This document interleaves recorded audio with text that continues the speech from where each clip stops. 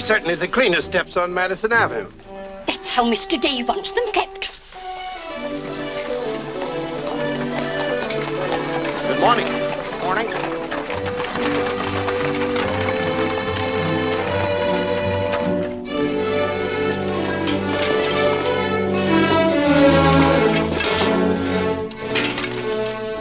You're new here, aren't you? Just this morning. This is the way Mr. Day gets his milk. Get up.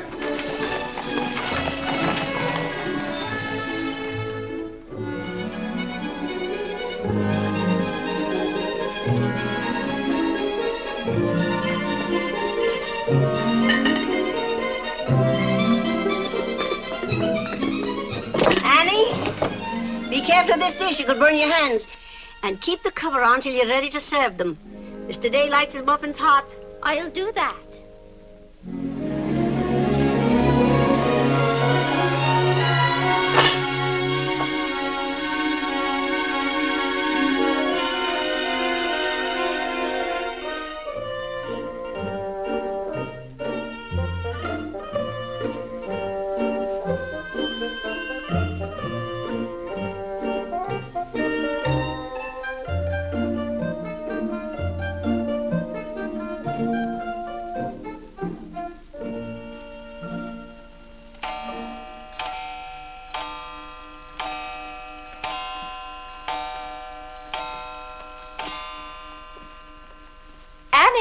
Is the table set for breakfast? Yes, ma'am.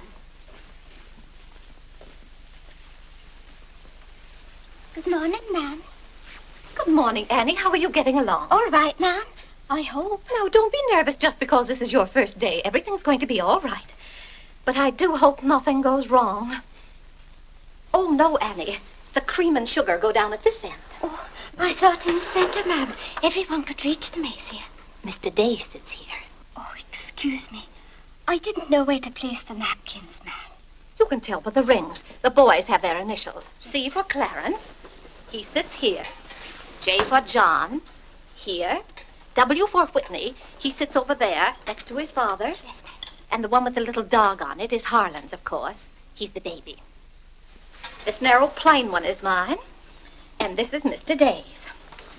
It's just like mine, except that it got bent one morning.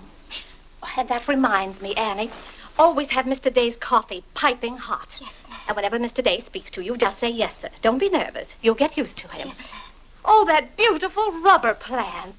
I'm so glad it came. You mustn't water it every day. Too much moisture makes it very unhappy. Oh, good morning, Mother. I thought you were still upstairs. Good morning, Clarence. Father must be talking to himself. A redhead. Did you sleep well, Mother? Yes, thank you, dear. Golly, I'm hungry. Oh, and Annie, we always start with fruit in the morning, except the two younger boys who have their porridge and milk. Jiminy, another wreck on the New Haven. That always disturbs the stock market. Father won't like that. I do wish the New Haven would stop having wrecks if they knew how it upsets your father. My soul and body, Clarence, what's happened to your coat? Oh, it ripped open again. Margaret mended it for me, but it won't stay mended. Oh, dear. Well, I'll just have to speak to your father about a new suit of clothes. Clarence, why did you take my H2S so far out of our clothes closet? I've told you 100 times that closet's not to make experiments in. Two. Good morning, Mother. John, have you been making those chemical smells again? No, Mother. I'm making an electric battery. It'll ring a bell and everything. You know your father doesn't like electricity. But, Mother, everything's going to be electricity. Not in this house. Oh, God! What's the matter, Claire? What's wrong? Where's my necktie? Which necktie? The one I gave you yesterday. It isn't pressed yet. I forgot to give it to Margaret. I told you distinctly I wanted to wear that necktie today. You've got plenty of neckties. Put on another one right away and come down to breakfast. I don't know what this world's coming to.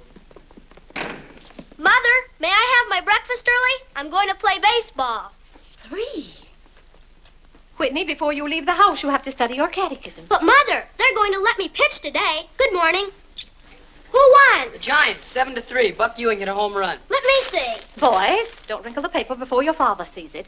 Mother, could you ask me my catechism now? I think I know it. Well, let's see. What is your name?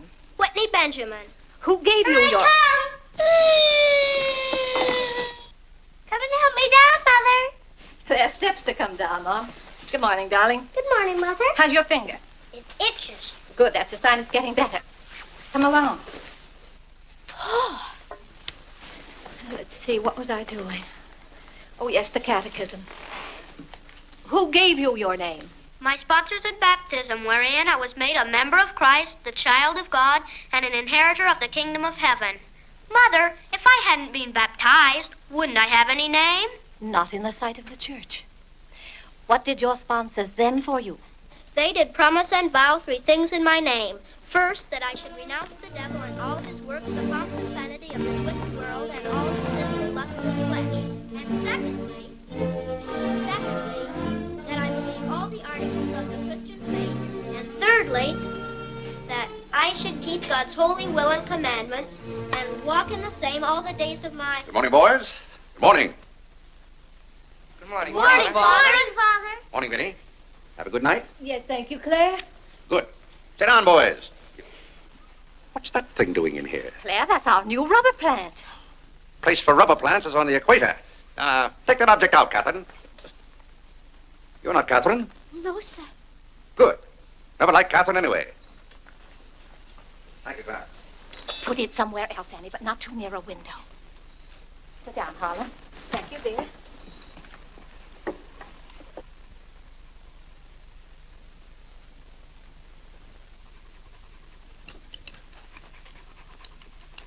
Where did that dog come from? She'll behave, Mother. I've talked to her. What did you say? Claire, that new suit looks very nice. You blasted tight. You put on a little weight, dear. I weigh just the same as I always have. Well, Clarence has just managed to ruin the only decent suit he has. I'm sorry, but I'm afraid he'll need a new suit of clothes. Vinny, Clarence has to learn not to be so hard on his clothes. But, Father, I When you thought... start in Yale in the fall, you'll be completely outfitted. But nothing this summer. Can't I have one of your old suits cut down for me? Every suit I own still has plenty of wear in it. I wear my clothes until they're worn out. Well, if you want your clothes worn out, Clarence can wear them out much faster than you can. Yes, and, Father, you never get a chance to wear yours out. Every time you get a new batch of clothes, Mother sends the old ones to the missionary barrel. I guess I'm just as good as any old missionary. Clarence, before you compare yourself to a missionary, remember the sacrifices they make. Oh, I don't know, Vinny. I think my clothes would look better on Clarence than on some Hottentot. Have that dark sack suit of mine cut down to fit you. Oh, thank you, Father. One of Father's suits. Thank you, sir. In return for that, Clarence, I want you to practice more often on your violin. Whitney, don't eat so fast. Well, Father, I'm going to pitch today. But before I go, I have to study my catechism. What do you bother with that for? Because if he doesn't know his catechism, he can't be confirmed. But Vinny, Whitney's going to pitch today. He can be confirmed any old time. Claire, sometimes it seems to me you don't care whether your children get to heaven or not. Oh, Whitney will get to heaven all right. I'll be there before you are, Whitney. I'll see that you get in. And Whitney, when we get to heaven, we'll organize a baseball team of our own. Good. Be just like you to try and run things up there. Well, from all I've heard about heaven, it seems to be a pretty unbusinesslike place. They could probably use a good man like me. What makes you so sure they'll let you into heaven? Well, if they don't, I'll certainly raise a devil of a row. Claire, I do hope you'll behave when you get to heaven. Now, Vinny. Vinny, how many times have I asked you not to engage a maid who doesn't know how to serve properly? Claire, can't you see she's new and doing her best? How can I serve myself when she's holding that platter over my head? Hold it lower, Annie. Yes, ma'am. What became of the one we had yesterday? I don't know why you can't keep a maid. Oh, you don't. Why on earth can't you run your house the way I run my office? All I want is service. What the devil's that noise? It's Annie. Annie?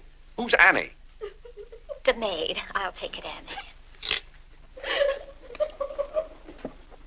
Claire, aren't you ashamed of yourself?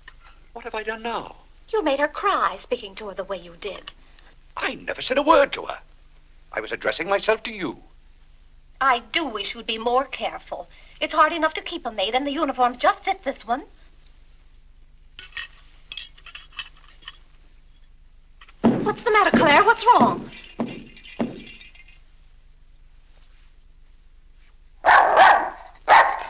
What in the name of... come from? Who do you belong to? She's mine, Father. Her name is Princess. Looks more like a prince to me.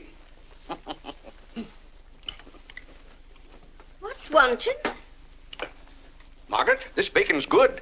Oh, Well, it's good. yes, sir. Harlan, how's that finger? Come here, let me see it. Yes, Father. Ah, yes, that's healing nicely. I guess you'll know the next time that cats don't like to be hugged. It's all right to stroke them, but don't squeeze them. Now go back and finish your oatmeal. I don't like oatmeal, Go on and finish it. It's good for you. but I don't like it. I'll tell you what you like and what you don't like. You're not old enough to know about such things. You've no business not to like oatmeal. It's good. I hate it. That's enough. We won't discuss it. Eat that oatmeal at once.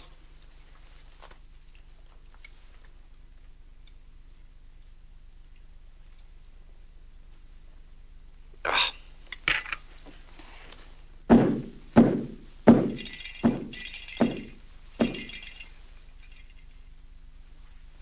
John, that letter's for your mother.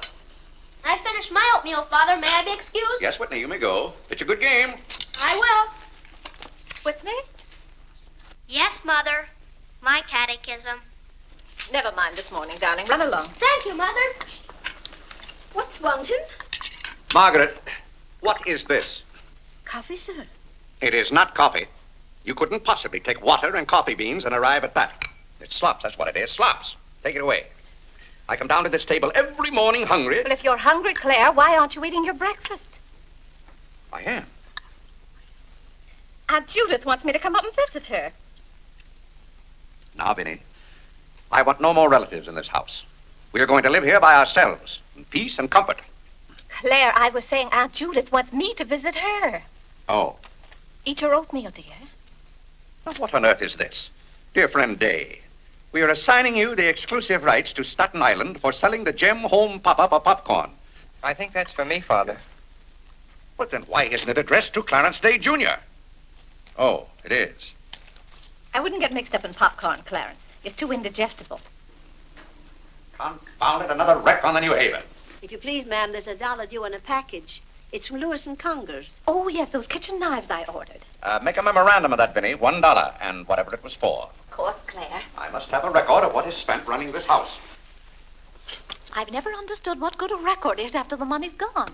There's just $1, Margaret. Vinny, this house must be run on a business basis. Of course, dear. That's what the household accounts are for. Oh, Claire, it's 8:30. You don't want to be late at the office. Plenty of time. Annie, clear the table now. Yes, ma'am, I'll do that. Clarence, John, Yes, Mother? you boys go up and move the small bureau from my room into yours. Who's coming? Cousin Cora, and she's bringing a friend with her, a young girl. A girl? You'll have to help entertain her, Clarence. Oh, Mother, do I have to? Wait till Father finds out we've got visitors. There'll be a rumpus. John, don't criticize your father. He's very hospitable. After he gets used to the idea. I like coffee, I like tea, I like the girls, and the girls like me. Well, I don't like girls, and they don't like me. Oh, God! Go on, boys, go on. What's the matter, Claire? What's wrong? How did that get in this room? Now, Claire, how was the new maid to know? Well, keep that abomination out of here. All right, I'll take it. Oh, Claire, dear, I'm afraid I'm going to need some more money. You were complaining about the coffee this morning. Well, that nice French drip coffee pot is broken, and you know how it got broken. Never mind that, Vinny. As I remember, that coffee pot cost $5 and something. I'll give you $6. When you get it, Vinny, enter the exact amount in the ledger. Of course, Claire. We can't go on month after month having the household accounts in such a mess. No, and I've thought of a system that will make my bookkeeping perfect. Well, I'm certainly relieved to hear that. All we have to do is open charge accounts everywhere, and the stores will do my bookkeeping for me. Now, wait a minute, Vinny. Then, when the bills come in, you'd know exactly where your money had gone. Yes, I certainly would. Vinny, we get enough bills as it is. Claire, dear, don't you hate those arguments we have every month? I certainly do. Not to have those, I should think, would be worth something to you. Well, I'll open an account at Lewis and Conger's and one at McCreary's to start with. Thank you, Claire. We'll see how it works out. Thank you. Oh, The rector's coming to tea today. The rector? Well, I'm glad you warned me. I'll go to the club. Don't expect me home until dinner time. Claire, dear, I do wish you'd take a little more interest in the church. Getting me into heaven is your business, Vinny. If there's anything wrong with my ticket when I get there, you can fix it up. Everybody loves you so much, I'm sure God must, too. I'll do my best, Claire. It wouldn't be heaven without you. If you're there, Vinny, I'll manage to get in some way, even if I have to climb the fence. Sweet Marie, come to me, sweet Marie. Margaret! Oh, yeah! What's the matter, Claire? What's wrong? Why did God make so many dumb fools and Democrats? Oh, politics. Yes, but it's taking the bread out of our mouths. Huh. Honest Hugh Grant. Honest, bah. Fine mayor you've turned out to be. If you can't run this city without raising taxes every 5 minutes, you'd better get out. Let someone who can. Richard Croker's running this town, and you're just his cat's paw. Tell me this. Are these increased taxes going into public improvements, or are they going into graft? Answer me that honestly if you can, Mr. Honest Hugh Grant. You can't. I thought so. Bah! Don't order dinner. You were elected to office on the promise that you would put an end to all this thievery and corruption. Have you put an end to it? No. You've encouraged it. Every day there's some new raid on the public treasury. If you don't stop plundering the pocketbooks of the good citizens of New York, we're going to throw you and your boodle board of aldermen out of office. I'm warning you for the last time. It's robbery. That's what it is. Highway robbery. Annie. If you think we're going to submit to this... Take this fresh cup of coffee into Mr. Day. Tell you, sir. But Mr. Day's Real got a estate owners visitor. of New York City are not going to tolerate these conditions any Nonsense. longer. Run along in now. We pay you a good round sum to watch after our interests, and all we get is inefficiency. I know you're an nincompoop, and I strongly suspect you of being a scalawag. You're not going to escape your legal responsibilities. Legal responsibilities? By gad, I mean criminal responsibilities. Don't think for 1 minute we're going to let you escape. We're going to throw you into jail.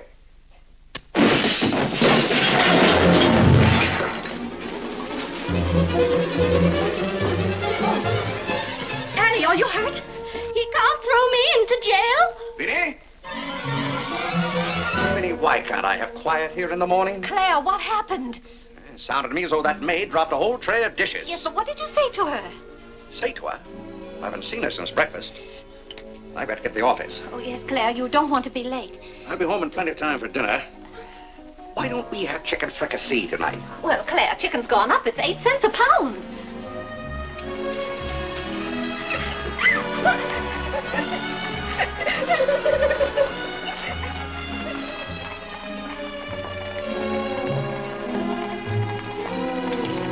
Where the devil's she going, dressed up like that? Claire, you've done it again. How could you? How could I what? Can't you see she's leaving? Dear, I've no time to engage a new maid. We'll have to have dinner out. Dinner out? Nonsense. I'll engage a new maid myself. Claire, you can't. She has to fit the uniforms. I'll have one here in an hour. Goodbye, dear. Bye, Claire. Good morning, Mr. Day. On your way to the office? Yes, Terence. Good morning. Mrs. Day? Good morning, Mr. Day. Jim.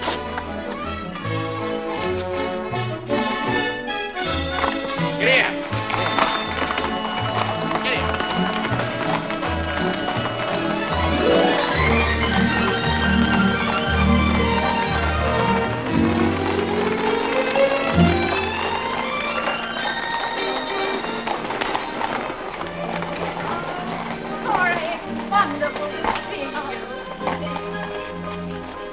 I declare you're getting younger and prettier every year. Oh, this is Mary Skinner. It's Skinner's daughter. My goodness, I never would have known you. Just leave your things out here and come right on in. I heard my father talk so much about you, Mrs. Day. Did he tell you how he used to dip my pigtails in the inkwell at school? What's the news in Pleasantville, Cora? Oh, Vinny, I have so much to tell you. We wrote you that Aunt Carrie broke her hip. Yes. That was the night that Robert Ingersoll lectured. Of course, she couldn't get there, but it was a good thing for Mr. Ingersoll she didn't. How do you do, Cousin Cora? Oh, Clarence, my. Oh, no, Cora, this is John. John, why, how you've grown. You'll be a man before your mother. John, this is Mary Skinner. How do you do? How do you do? Vinny, everybody in Pleasantville sends their love. Oh. Grandpa Ebbets, Cousin Edith, Aunt Hattie, the Taylors, just everybody. Cora, how did. is Grandpa Ebbets? Oh, he hasn't been at all well. You know he only has one kidney, and that's floating. How do you do, Cousin Cora? I'm glad to see you. This can't be Clarence. Yes, it is. My. My goodness, every time I see you boys, you've grown another foot. Let's see, you're going to St. Paul's now, aren't you? St. Paul's? I was through with St. Paul's long ago. I'm starting in Yale this fall. Yale? Oh, Mary, this is Clarence and Mary Skinner. How do you do? Oh, this is Mary's first trip to New York. Yes, it is. It's her first trip. We'll have to show Mary around. Oh, I tell you, I'll ask Mr. Day to take us all to Delmonico's for dinner tonight. Delmonico's? Think of that, Mary, Delmonico's. And Cousin Clara's such a wonderful host. Well, I know you girls want to freshen up, so come upstairs. Clarence, get their bags. I've given you girls Clarence's room, but he didn't know about it until Now, this Vinny, morning. I don't want you to He hasn't give us moved a his thought. things Don't out you yet. bother about us for That doesn't 1 make any minute. John, get their old bags. We can just take care of ourselves. Oh, you play the violin. Well, I fool with it a little. You're just being modest. No, really, I play the piano. Not awfully well, but... Now, you're being modest. Do you ever play duets? Well, I haven't up to now. Neither have I. Up to now.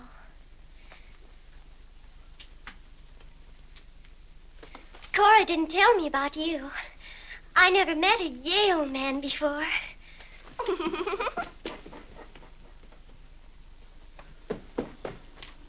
What's happened to you? Nothing. I feel fine.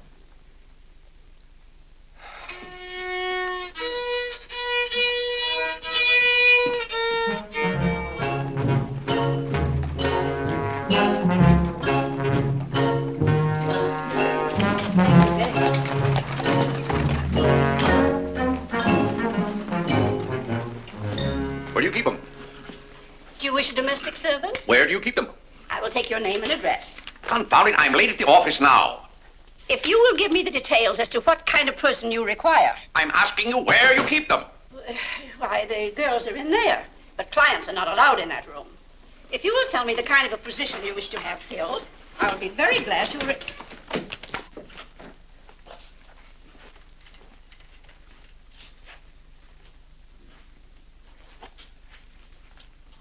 You stand up, please. Sir, this is quite against the rules. I must know what you want the girl for. I'll take that one. What's your name? Hilda, sir. Hilda, you go right over to 420 Madison Avenue. I will, sir. That's all, thank you. Sir, before I can let any girl go from this establishment, I must know the character of the home in which she will be employed. Madam, I am the character of my home. My duty toward my neighbor is to love him as myself and to do unto all men as They should do unto me. they should do unto me. He really knows it. Well, he's done very well for so young a boy. May I go now? Yes, darling. Thank you, Dr. Lloyd. Not at all. Come on, Harlan. Wait for me. Ah, you and Mr. Day must be very proud of your children. I was hoping I'd find Mr. Day at home this afternoon. Well, he's usually home from the office by this time. Perhaps he's gone for a gallop in the park. It's such a fine day. He's very fond of horseback riding, I believe. Oh, yes. Tell me, has he ever been thrown from a horse? Oh, no horse would throw Mr. Day. I just thought he might have had some accident. I notice he never kneels in church. Oh, that's no accident. But I don't want you to think he doesn't pray. He does. Why, sometimes you can hear him all over the house. But he never kneels. Ah, perhaps that's Mr. Day now. I hardly think so. Oh, the devil, I forgot. Claire, you're just in time for tea. I'll send for some hot water. How are you, Dr. Lloyd? It's a great pleasure to have a visit with you, Mr. Day. Mother, Are they back yet? No, Clarence, no. Except for a brief glimpse on the Sabbath, I don't see much of you. Well, Claire, did you have a busy day at the office? Devilishly busy. Claire.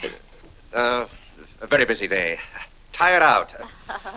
How a man can get tired just sitting at a desk all day, I don't know. I suppose Wall Street is just as much a mystery to you as it is to me, Dr. Lloyd. No, it's all very clear to me. My mind often goes to the businessman. The picture I'm most fond of is when I envision him at the close of the day's work. I see him pausing in his toil, and it comes over him that all those figures of profit and loss are without importance or consequence. Vanity and dust. Well, I'll be... Claire? Yes, ma'am. Delia, some more hot water, please. Yes, ma'am. Who's that? The new maid. Where's the one I sent this morning? The uniform didn't fit.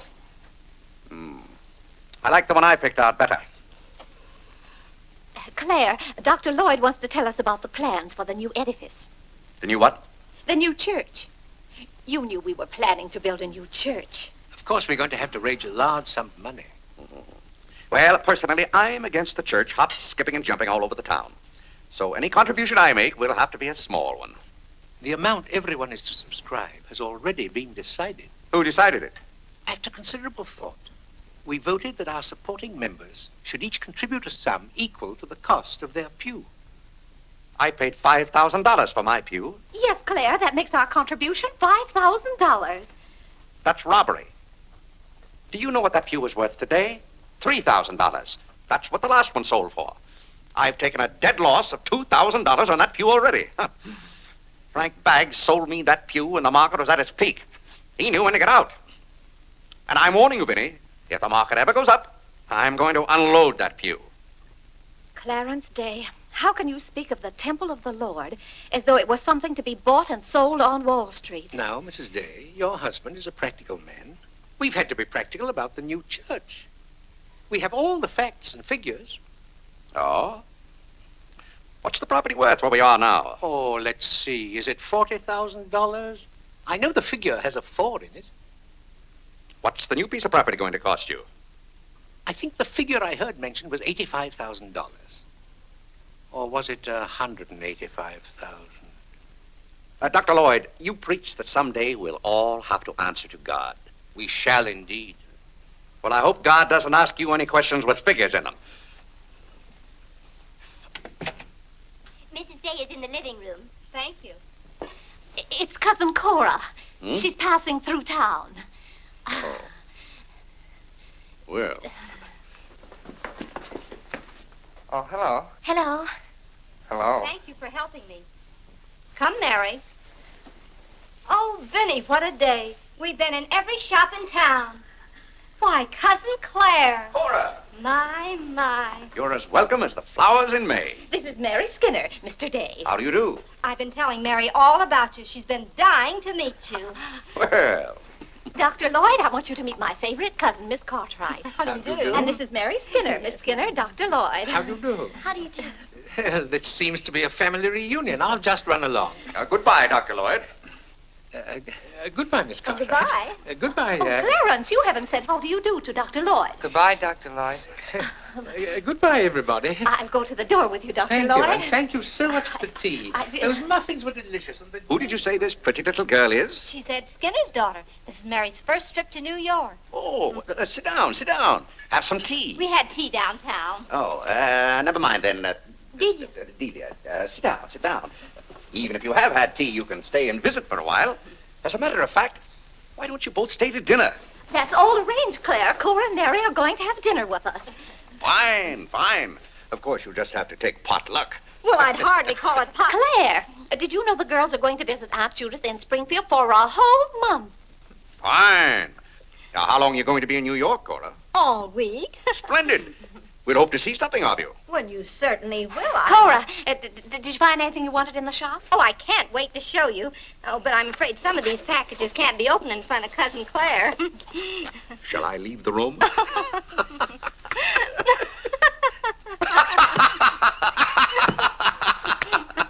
Oh, Clarence, would you take the package in the hall up to our room, or should I say your room? Wasn't it nice of Clarence to give up his room to us for a whole week? Cora, come on, I just can't wait to see what's in those packages. Well, we'll be back soon. Vinny, I wish to speak to you before you go upstairs. I'll be down in just a minute, Claire. I wish to speak to you now. I'll be up in just a minute, Cora. It's all right, Vinny. Come along, Mary. Are those two women encamped in our house? Now, Claire. Answer me, Vinny. Now, Claire, you know... Answer me! Just a minute. Clarence.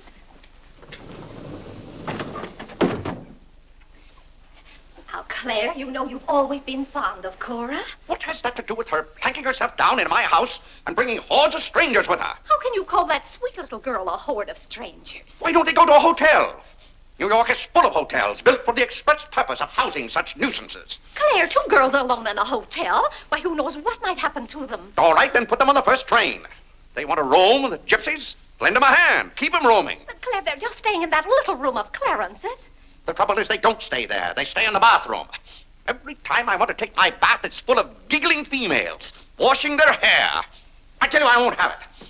Send them to a hotel. I'll pay the bill gladly, but get them out of here. Father, I'm afraid they can hear you upstairs. Then keep those doors closed. Clarence, you open those doors. Open them all the way. Now, Claire, you be quiet and behave yourself. They're here, and they're going to stay here. That's enough, Vinny. I want no more of this argument.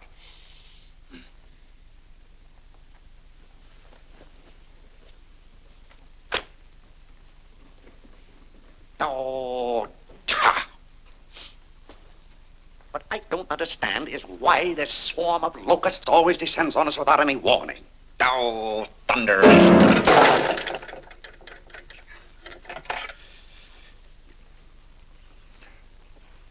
Vinny. Dear Vinny.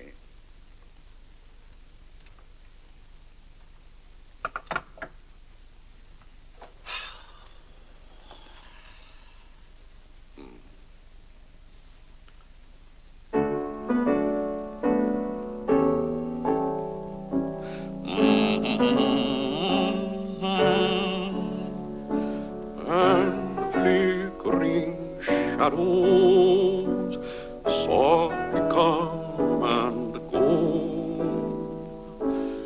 Though my heart be weary.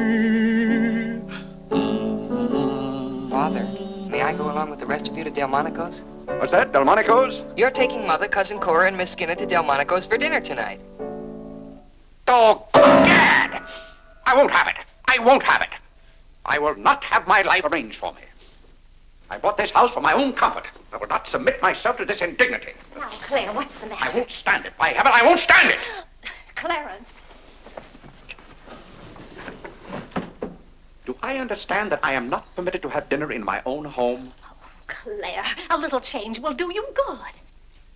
I have a home to have dinner in, and any time I can't have dinner at home, this house is for sale. Well, Claire, you can't have dinner here tonight because it isn't ordered. And besides, Cora and Mary want to see something of New York. Well, that's no affair of mine. I am not a guide to Chinatown and the Bowery. Oh, Mr. Day, I just love your house.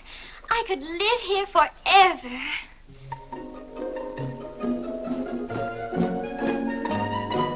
Cora's waiting for you, Mrs. Day. Oh, yes, I'll run right up.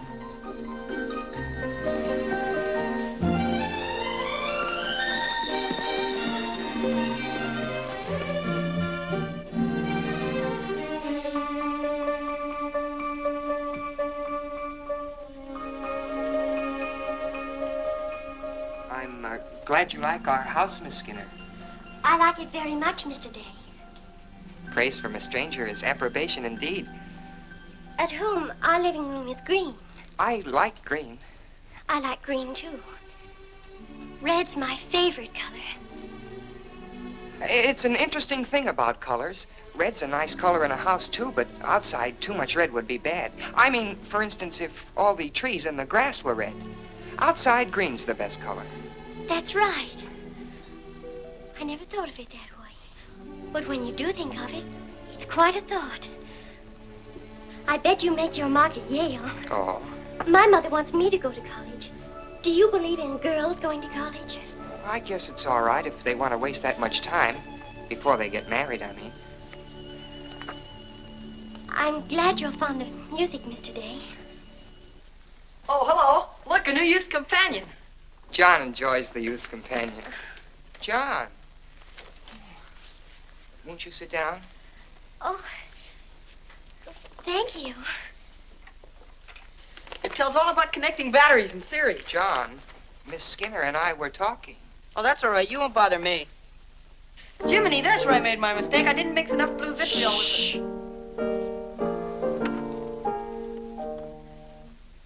Oh, don't stop.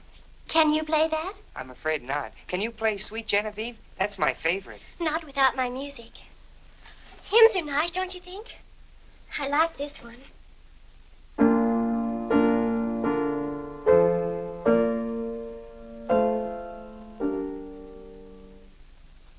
That's funny. The words are the same, but it's the wrong tune.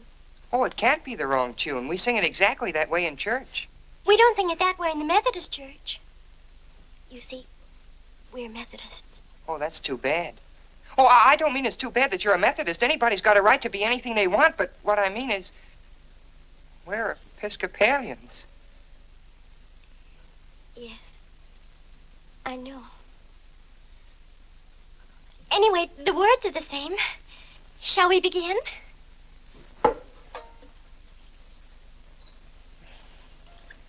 Now.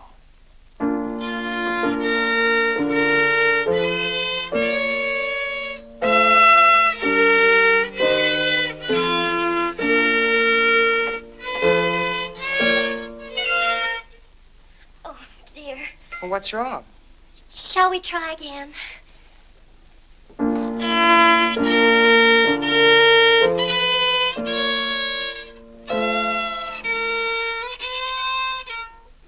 It must be my fault. Oh, no, it's my fault. No, you're the Episcopalian.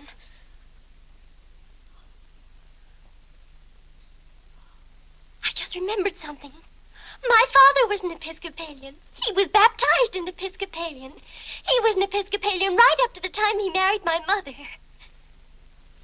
She was the Methodist. Oh. Oh, well, let's try it again then.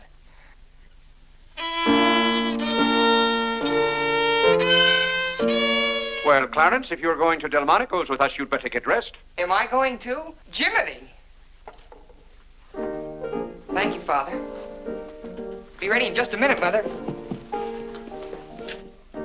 Minnie, that young lady looks about the same age you were when I came out to Pleasantville to rescue you. Rescue me? Mm. You came out there to talk me into marrying you. It worked out just the same. Ah.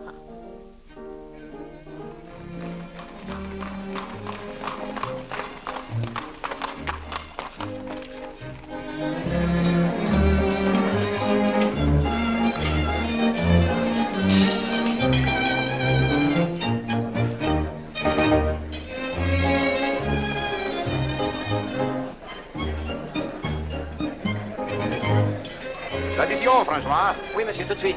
Louis, l'addition pour monsieur Day. Oui, monsieur. Alors, vite, vite. Tout de suite. Alors, vite, vite, vite. Cette sauce diable était délicieuse. Merci, monsieur. Je suis content que monsieur soit satisfait. Merci, monsieur. Bon.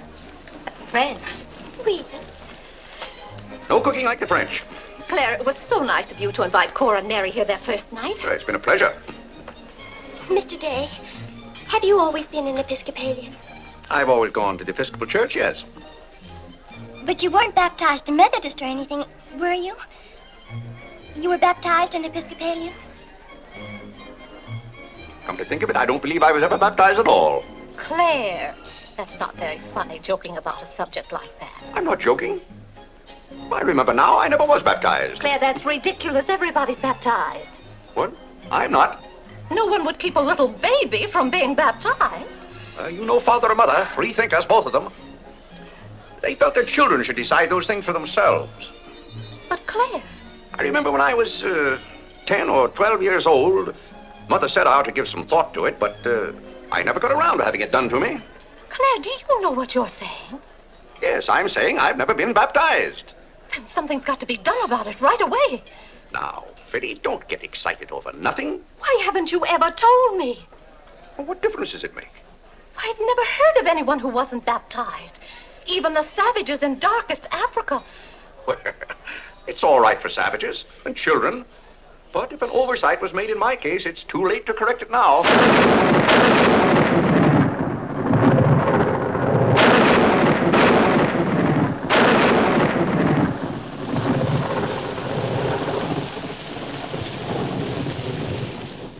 But if you're not baptized, you're not a Christian. Why, confound it, of course I'm a Christian. A mighty good Christian, too. A lot better Christian than those psalm singers in church. But you can't be if you won't be baptized. I won't be baptized, and I will be a Christian. I'll be a Christian in my own way. Claire, don't you want to meet us all in heaven?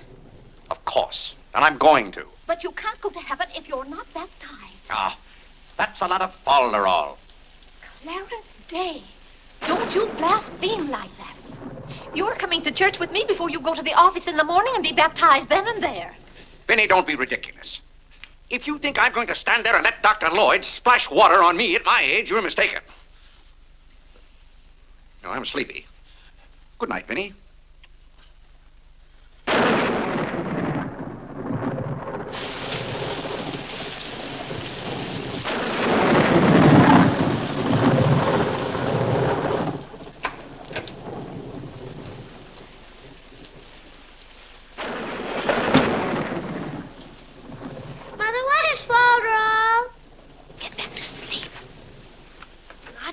Yes, Whitney. If Father hasn't been baptized, he hasn't any name. In the sight of the church, he hasn't any name. That's right. Maybe we're not even married.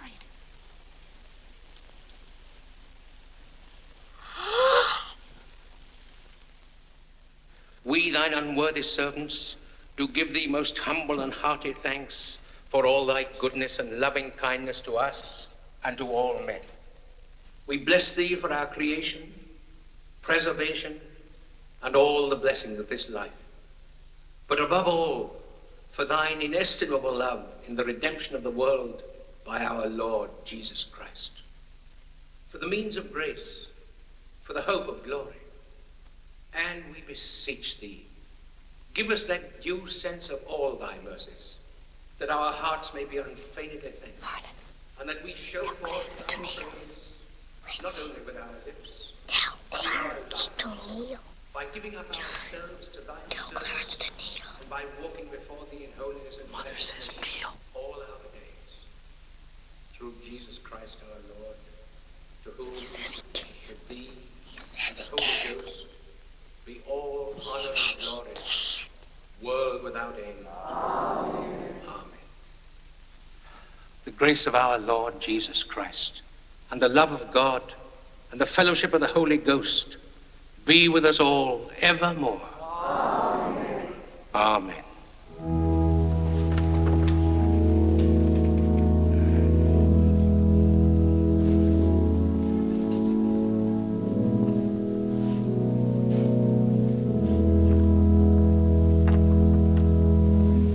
And so, my friends, what comfort and security it gives us when we have reached the age of understanding, to know that the rite of baptism has not been neglected in our infancy or youth. Can you imagine any man who has reached maturity with the knowledge that he had never been baptized, failing to hasten to the holy font that his soul might be saved?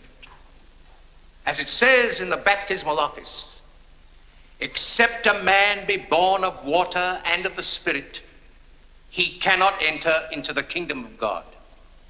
He that believeth and is baptized shall be saved, but he that believeth not shall be damned.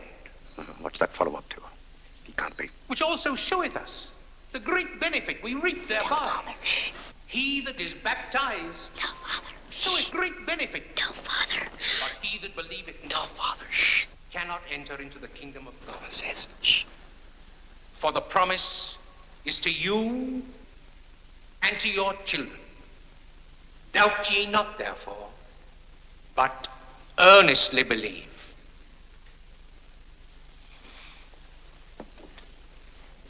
In the name of the Father, and of the Son, and of the Holy Ghost. Amen.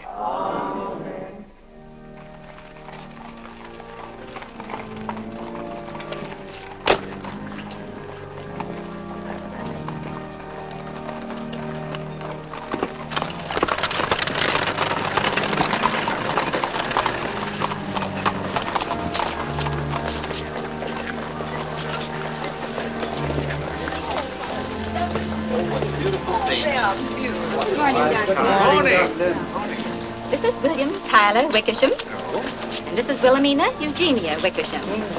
What a lovely day for them to be baptized. The happiest day of my life. Sure it is. Lovely, sir. Thank you, Mrs. Dale.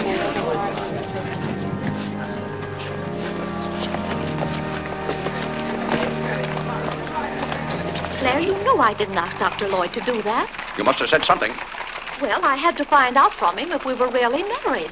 I am married and I'm not baptized. And as far as I'm concerned, the whole congregation can know it. They certainly know it now. That suits me. I don't go to church to be preached at as though I were some lost sheep. Claire, you don't seem to understand what the church is for. Minnie, if there's one place the church should leave alone, it's a man's soul.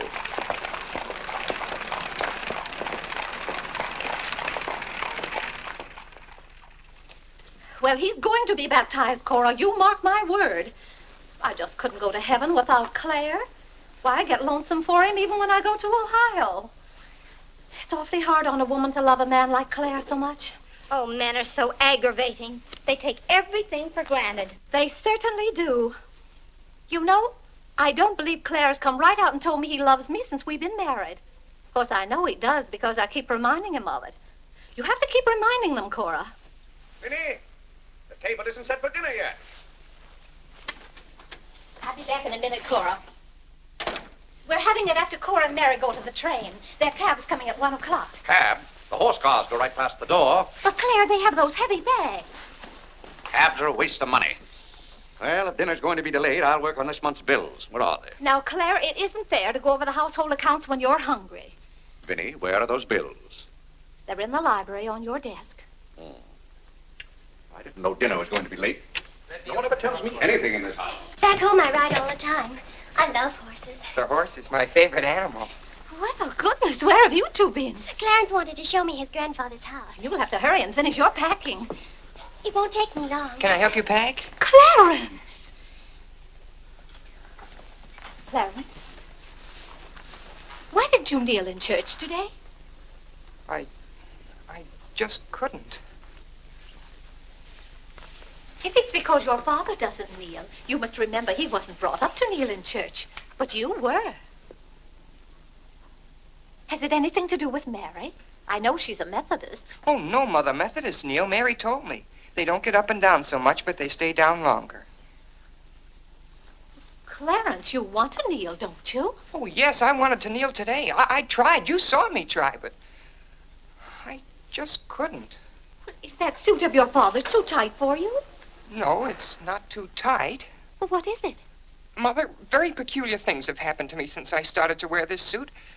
I can't seem to make these clothes do anything Father wouldn't do. Oh, that's nonsense, Clarence. And not to kneel in church is a sacrilege. Making Father's trousers kneel seemed more of a sacrilege. Clarence! Do you know what happened at Dora Wakefield's party for Mary last night? We were playing musical chairs, and some girl sat down suddenly right on my lap. Well, I jumped up so fast she almost got hurt. She was sitting on Father's trousers. Well, Mother, I've got to have a suit of my own. My soul and body. Well, you'll just have to talk to your father about it. I'm sure if you approach him the right way, you know, tactfully, he'll see. Oh, excuse me. Gracious. It didn't take you very long. Well, I'll see about your box lunch for the train. Remember, it's Sunday.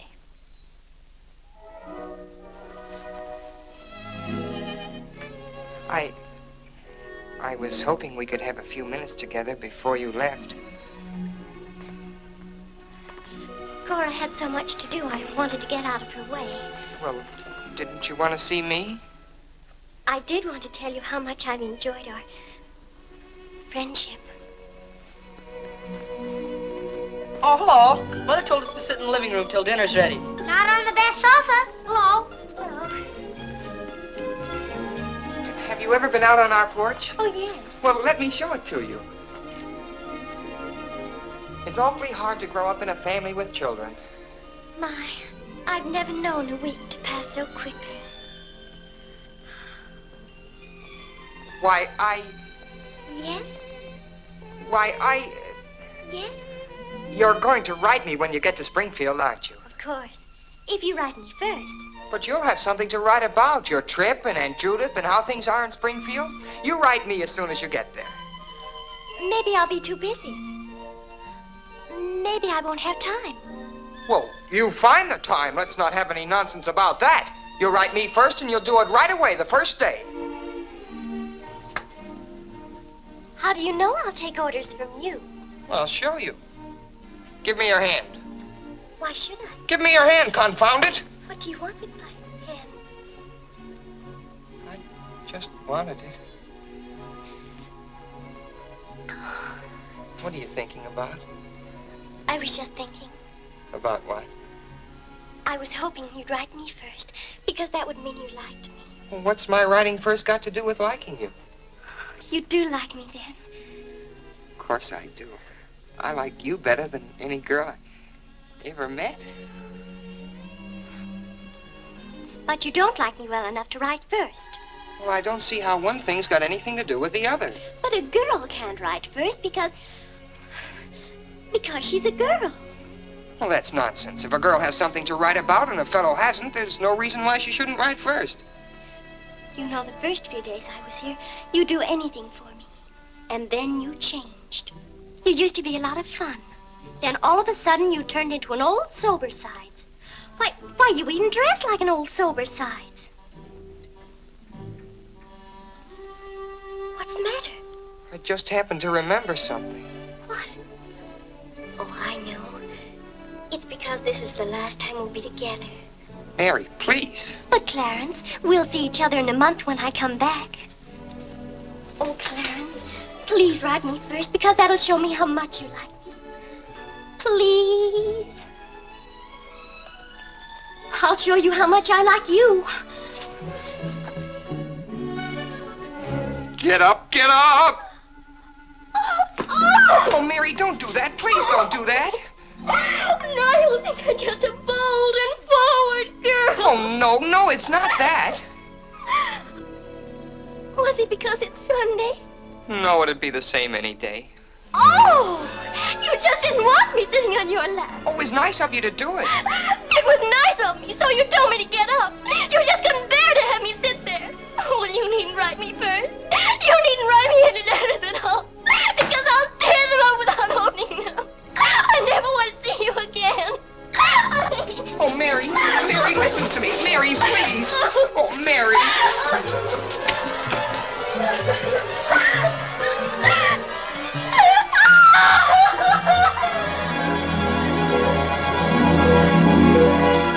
Clarence! Yes, Father? That young lady's crying. She's in tears. What's the meaning of this? I'm sorry, Father. It's all my fault. Nonsense. What's that girl trying to do to you? Oh, no, she wasn't. It was... Well, whatever the quarrel was about, Clarence, I'm glad you held your own. Father, I have to have a new suit of clothes. You've got to give me the money for it. Young man, do you realize that you're addressing your father? I'm sorry, Father. I apologize. But you don't know how important this is to me. A new suit of clothes is so important. Oh, why should... Clarence, has your need for a new suit of clothes anything to do with that young lady? Yes, Father. Why, Clarence. Why, this comes as quite a shock to me. What does, Father? For your being so grown up. Still, I might have known if you were going to college this fall. Yes, you're at the age when you'll be meeting girls. Clarence, there are things about women that I think you ought to know. Sit down.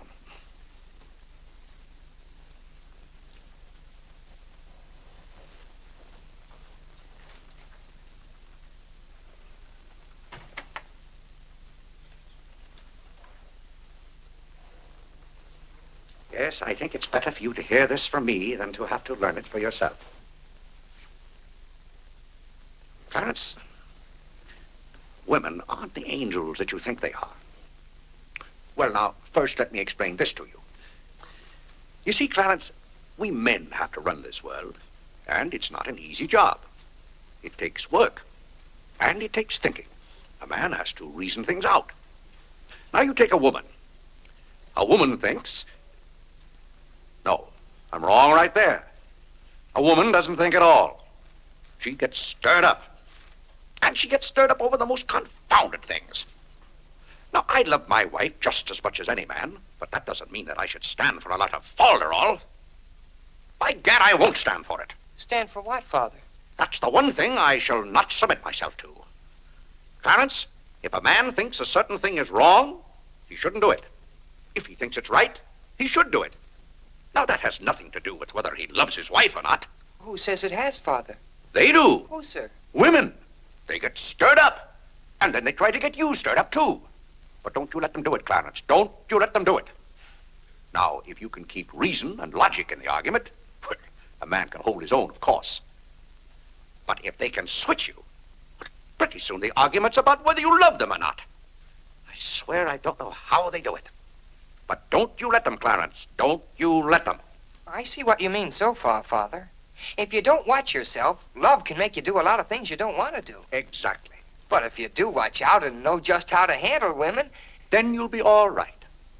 All a man has to do is be firm. You know how sometimes I have to be firm with your mother. Yes, but Father, what can you do when they cry? Well, that's quite a question.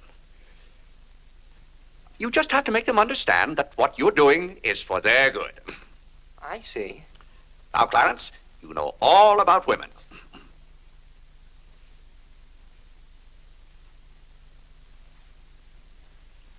But, Father... Yes, Clarence? I thought you were going to tell me about... About what? About women. Clarence, there are some things gentlemen don't discuss. I've told you all you need to know. The thing for you to remember is be firm.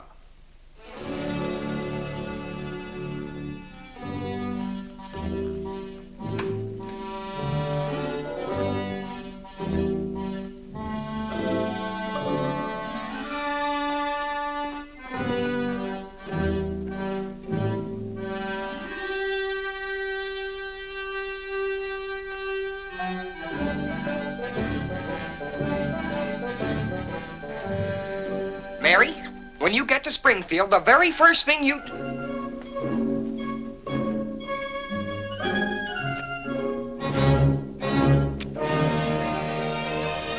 Oh, God!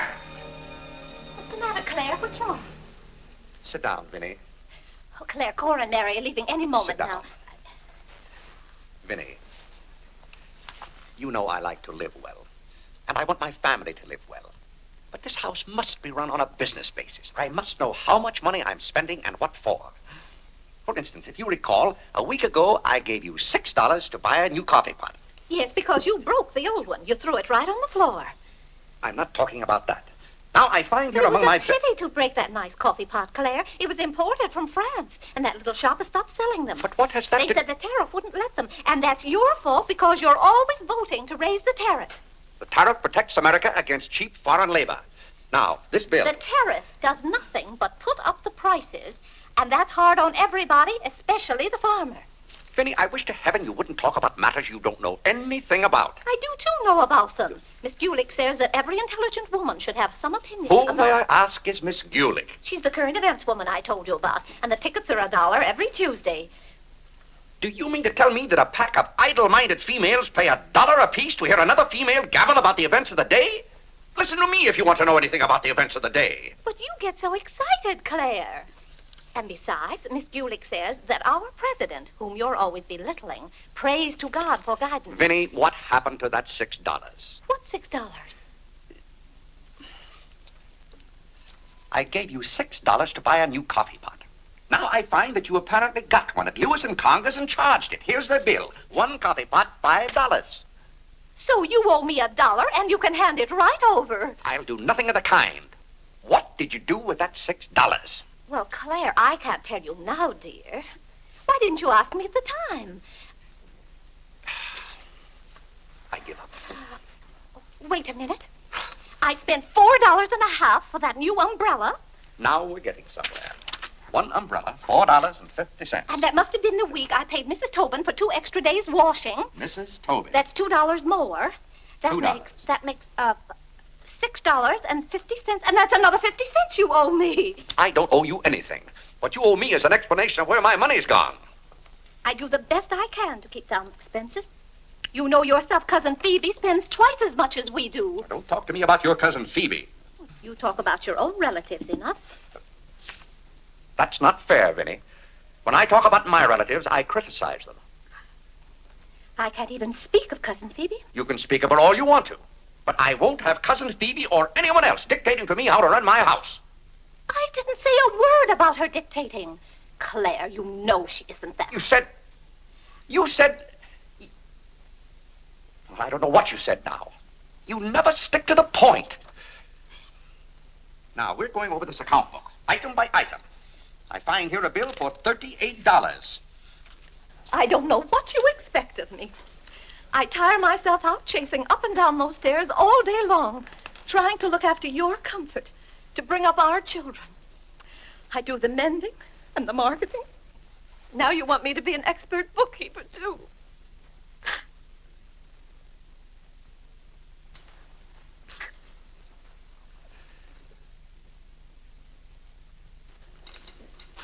Vinny, I want to be reasonable, but can't you understand? I'm doing all this for your own good. Oh.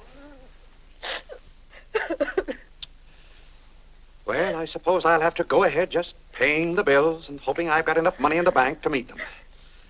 But it's all very discouraging. I'll try to do better, Claire. Well, that's all I'm asking. Well, I'll make out the checks and sign them. But maybe I haven't any right to sign those checks since in the sight of the Lord I haven't any name. That's right. Claire, to make those checks good, you'll have to be baptized right away. Vinny, the bank doesn't care whether I've been baptized or not. Well, I care. And no matter what Dr. Lloyd said, I'm not sure we're really married. Vinny, we have 4 children. If we're not married now, we never will be. Claire, Dr. Lloyd said this morning. Well, that's all, Vinny. Hadn't you better go tell Whitney to watch for the cab? Not before you give me that $1.50. What $1.50? The $1.50 you owe me. I don't owe you any $1.50. I gave you money to buy a coffee pot for me, and somehow it turned into an umbrella for you. Why, Clarence Day, what kind of man are you? Quibbling about $1.50 when your immortal soul is in danger. And what's more, All right.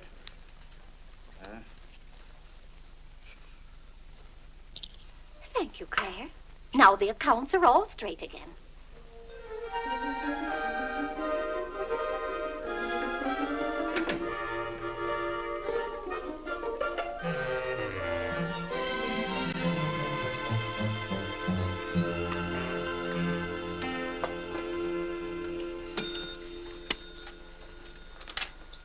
What were you doing down there? I'm setting up this new burglar alarm. I invented it myself. Have you got any money you can lend me? No, you owe me 30 cents now. Well, I'll give you my stamp collection and my piece of John Wilkes Booth's finger. How much? Enough to get a new suit of clothes? If you can wait a month till I hear from the patent office in Washington, I may be rich. Well, I can't wait that long. Maybe I could get it sooner. I'm going to look into something else tomorrow. Wanted, an energetic young man to sell household necessity. Liberal commission. Apply 312 with... John, let me have this job. Why should I give you my jobs? They're hard to get. But I've got to get a new suit of clothes. Maybe I could get the job for both of us. I'll ask the man.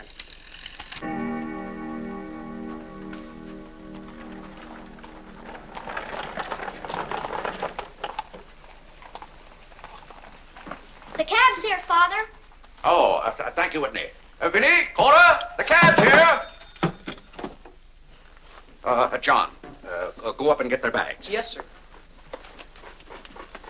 Here's the lunch for the train, sir. Take it out to the cab. Who's that one? It's Ellen. Delia left yesterday. I don't know where your mother finds them. Now, Vinny, don't you let Clara worry about us. We have plenty of time. Take the bags right on out, John. Yes, sir. Well, goodbye, Clarence. It was so nice to see you Goodbye, again. Cousin Cora. Goodbye, Whitney. Now, you be a good boy. Goodbye, Cousin Cora. Goodbye, Harlan. Goodbye. Keep out of mischief. Come along, everybody. Don't keep the cab waiting. Cabs cost money. If there's one thing Mr. Day can't stand, it's to keep a cab waiting. There's any waiting to do. There's a waiting room at the Grand Central Depot just for that. Mary, aren't you even going to shake hands with me? I don't think I'd better. You may remember that when I get too close to you, you feel contaminated. Mary, you're going to write to me, aren't you? Are you going to write first? No, Mary. There are times when a man must be firm. Mary, Mother says you better hurry out before Father starts yelling. It's Sunday. Goodbye, John. I'm very happy to have made your acquaintance. Thank you. May I help you? No, thank you. Take care of yourself. Goodbye, Mr. Day. Goodbye, Mary. Goodbye, Mrs. Day. I've had a wonderful Goodbye, time. Mary. Thank you. Bye-bye. Goodbye. Goodbye, Cousin Claire. Goodbye, Cora. Goodbye, Cora. Bye, Cousin Bye. Bye.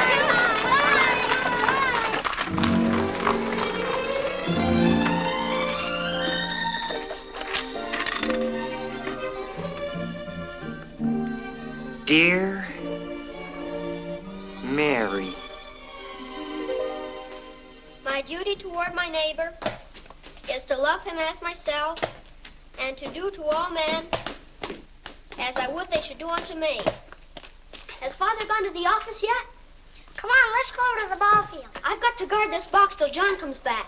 It's his burglar alarm. It wouldn't work, so he fixed it. We're going to put it back in the dining room after Father goes to the office. Are there burglars around? Everywhere. Oh. To love, honor, and succor my father and my mother. Why do you have to learn that? Because if I don't, I'll go to hell. Father's going to hell. He is not. Yes, he is, because he isn't baptized. He'll go to hell and burn for 1,000 years. He won't. He won't. He'll be in a lake of fire and brimstone, and 1,000 devils with pitchforks will be poking at him. No, Mother, don't let me. Father will hear you. No, I don't. Oh, come on, you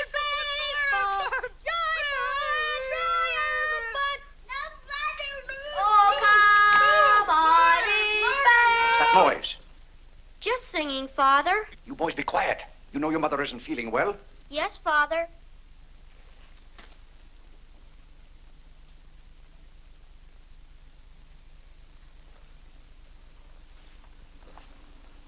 What did your mother say? She says she doesn't want any breakfast. Now, why does your mother do that to me? She knows it just upsets my day when she doesn't come down to breakfast. A special delivery, sir. Thank you. Thank you. Where's John this morning? Well, John had his breakfast early, Father, and went out to see about something. See about what? Well, John and I thought we'd work this summer and earn some money. Good. Work never hurt anyone. It's good for them. But if you're going to work, work hard. King Solomon had the right idea about work. Whatever thy hand findeth to do, Solomon said, do thy doggonedest.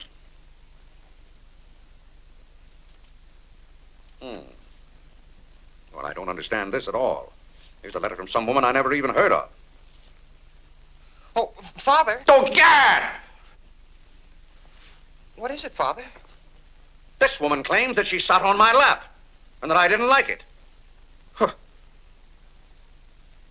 What's that word? No, that one down there. It looks like curiosity. Oh. I only opened your letter as a matter of curiosity. Yes, go on. Why, this gets worse and worse. It just turns into a lot of sentimental, lovey-dovey mush. Tcha! This is someone's idea of a practical joke. What's the matter, Claire? What's wrong? Nothing wrong. Just a fool letter. How are you feeling, Vinny? I thought you needed me. If you don't, I'll go back to bed. Oh, no. Come sit down and get some food in you. Do you good. Build up your strength. Yeah, here, sit down. Here, what's this one's name? Nora. Nora, get Mrs. Day some bacon and eggs. No, Nora. Bring me a cup of tea up to my room. Yes, ma'am. Oh, Vinny, it's just weak to give in to an ailment. I notice when you have a headache, you yell and groan and swear enough. Well, that's to prove to the headache that I'm stronger than it is. I think I've caught some kind of germ. Some of my friends have had to send for the doctor. The doctor? Oh, poppycock. But Claire, dear, when people are ill, you have to do something. Certainly I have to do something. Cheer them up. That's the way to cure them. How would you go about cheering them up? I'd tell them, bah.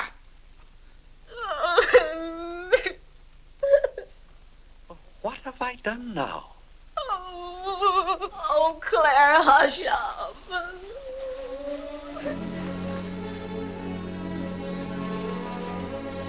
Hey, I didn't mean to upset you.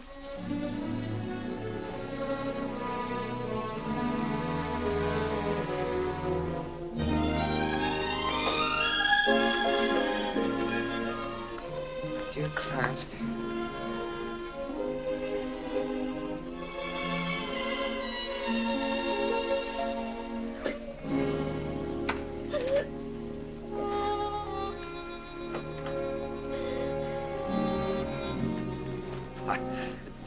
I was just trying to help you.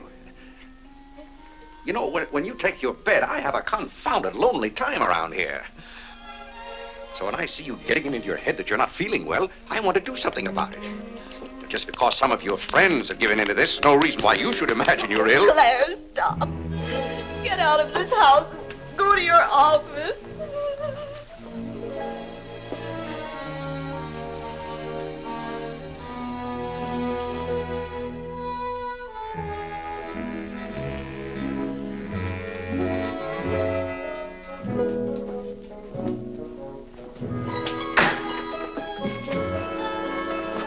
Did you get the job? Yes, for both of us. Look, I've got it with me.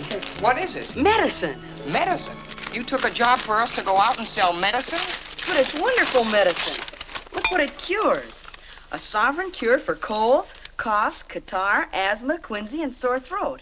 Poor digestion, summer complaint, colic, dyspepsia, heartburn, and shortness of breath. Lumbago, rheumatism, heart disease, giddiness, and women's complaints. Nervous prostration, St. Vitus dance, jaundice, la grippe, proud flesh, pink eye, seasickness, and pimples. It's made from a secret formula known only to Dr. Bartlett. We get 25 cents commission on every bottle we sell, and he's giving us the territory of all Manhattan Island. Well, lots of fathers and mothers' friends have some of those diseases. Let's start out by calling on them. Yes. Oh, what if they ask us if we use it at our house? Oh, yes, it would be better if we could say we did. Excuse me? Oh, is that the tea for Mrs. Day? Yes. Well, I'll take it up to her. Thank you. Right away now, while it's hot. What's the matter with Mother? I don't know. She was just complaining. Say, it says here it's good for women's complaints. Here.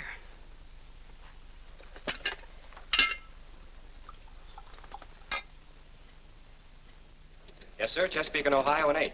New York Central, 3/4. I'd like to see Mr. Day about those Morris and Essex bonds. Today's very busy this morning. You'll have to wait.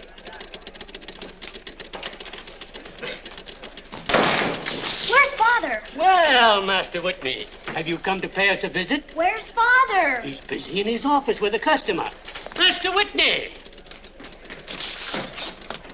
But, Mr. Day, the president of the firm is... Father, you have to come home right away. What's the meaning of this? Who sent you down here? Your mother? No, sir. Mother's ill. She's terribly ill. Did the doctor send you for me? No, sir. It was Margaret. Margaret? Margaret says you're to come home right away and no nonsense. Perkins, go down and stop the first cab you see. A cab, sir? For you, Mr. Day? Yes, I want a cab, and no nonsense. Yes, sir. I'm sorry, Mr. Hopkins.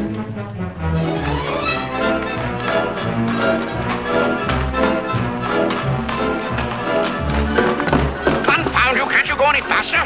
All right. Get up. Get up there, do you hear me? Get up!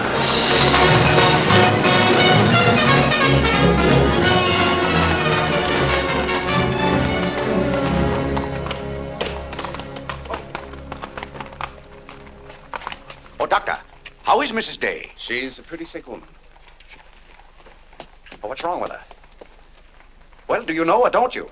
What did Mrs. Day have for breakfast this morning? Not a thing. I tried to get her to eat something, and she wouldn't. I can't understand it. Understand what? These violent attacks of nausea. It's almost as though she were poisoned. Poisoned? Let me take your cab. I'll try not to be gone more than 10 or 15 minutes. And, Mr. Day, you're not to go into a room. You'd better get her well. Right away, or you'll hear from me. Turn west on 47th Street. Yes.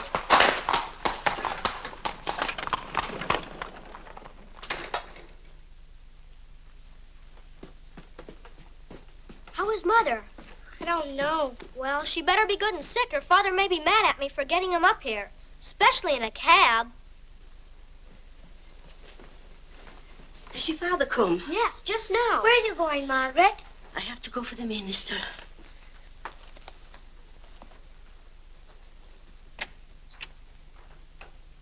I guess the minister's coming to baptize Father, so I won't have to go to hell. You can't be baptized in a house. You've got to have water. We have lots of water. Not the right kind.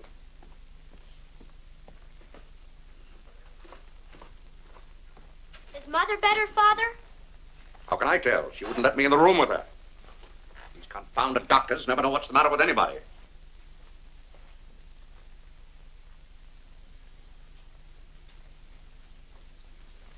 Father, Yes? Mother's going to get well, isn't she? Of course she's going to get well. Father, may we come in? It's lonesome without Mother. Yes, it is, Harlan. It's lonesome. Come in, boys.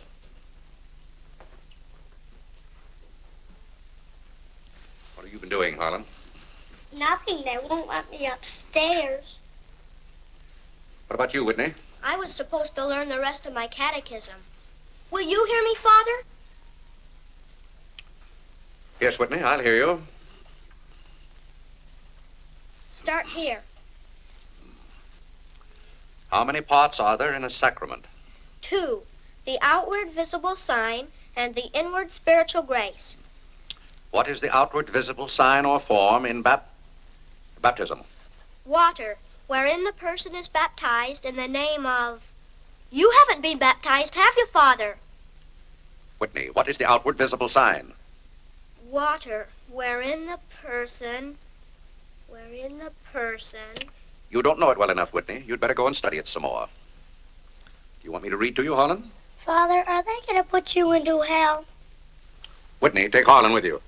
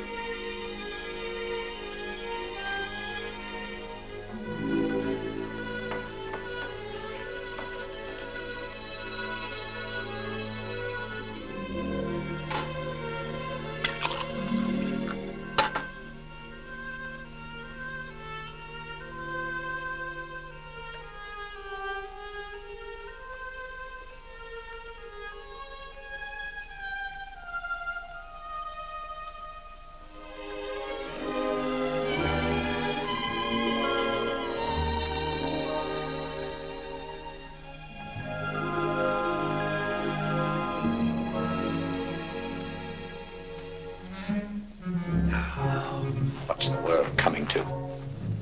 Everybody's sending for doctors. Doctors don't do you any good. Only make you feel worse. All poppycock.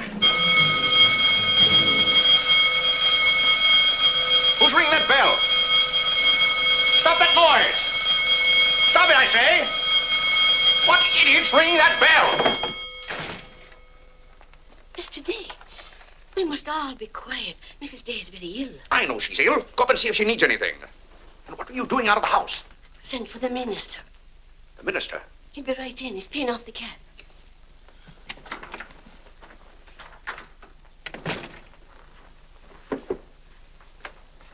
I was deeply shocked to learn the serious nature of Mrs. Day's illness.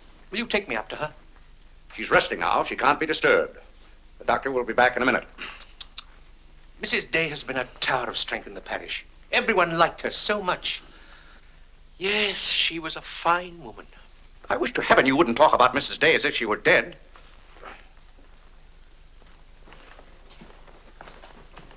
Is the doctor back yet? No. Does she need him? Well, she's kind of restless. She's talking in her sleep and twisting and turning.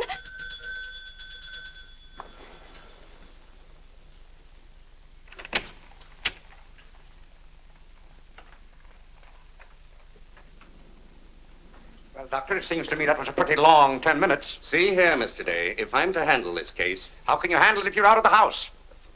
Who is this? It's Dr. Summers. How do you do? I felt that Mrs. Day's condition warranted my getting Dr. Summers here as soon as possible for consultation. I hope that meets with your approval. Why, yes, of course. Anything that can be done. Upstairs, Doctor. Pardon me.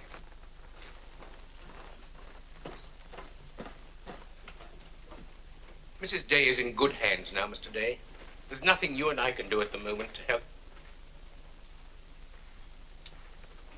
Dr. Lloyd. Yes?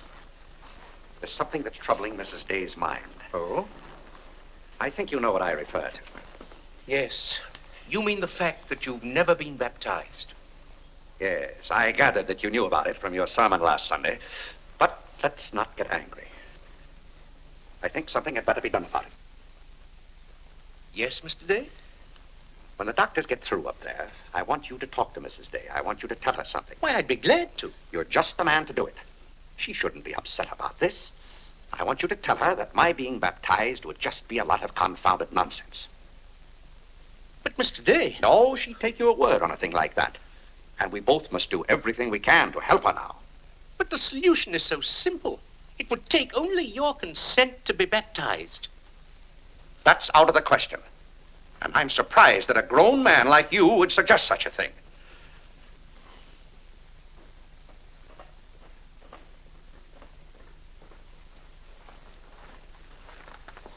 Well, Doctor, how is she? What have you decided? Is there a room we could use for our consultation? Well, yes, my library. Doctor. Dr. Summers, this isn't serious, is it? After we've had our consultation, we'll talk to you, Mr. Day. But surely you Rest assured, Dr. Summers will do everything that is humanly possible.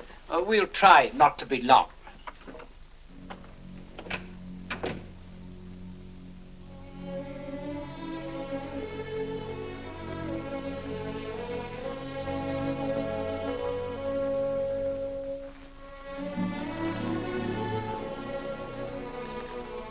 Tell me, this Dr. Summers, he's very highly thought of, isn't he? Oh, yes. Lavinia is seriously...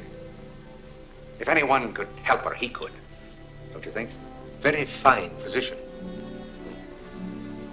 But there is a greater help, ever present in the hour of need. Let us turn to him in prayer. Let us kneel and pray.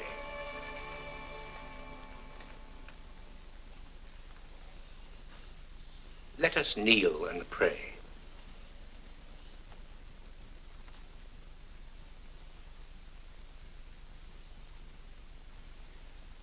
O Lord, look down from heaven. Behold, visit, and relieve this thy servant who is grieved with sickness.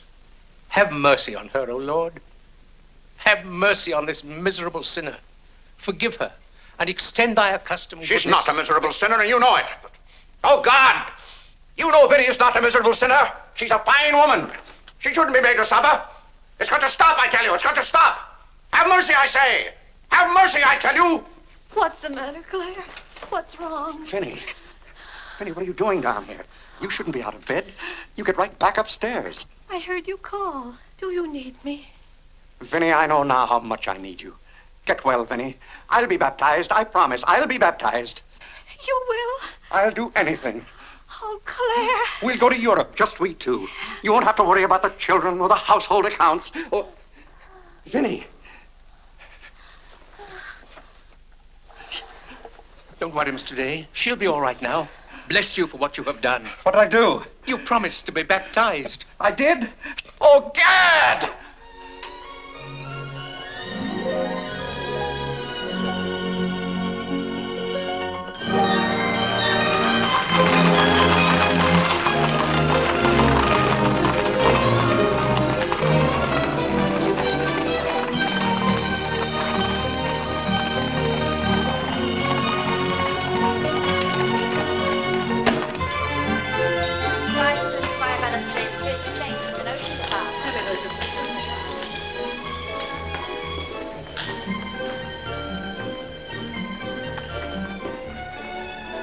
Isn't it drafty here, Mother? Shall I get your coat, Mother? The No, doctor said thank you. mustn't take cold. I'm quite comfortable, thank you. Come on now, let's stay together. Holland, don't you get lost again. Aren't the hats lovely this year? Ostrich feathers. You wouldn't wear that hat, would you, Mother? I think that's very pretty. I think they're all pretty. Oh, I do need some pink silk thread. Oh, isn't this applique beautiful? Just arrived from Paris, madam. It's charming. What are you looking for, Mother? Oh, I'm just shopping. I think I'll just take a plain one. But this is the very latest. We've only had them in a few days. Remember, Mother, this is your first day out. You mustn't get too tired. No, I'm saving myself, dear. I have to. Cousin Cora's coming tomorrow. She is? Does Father know about it? Not yet. Is Mary coming too? Yes, dear. Hiram, don't touch things.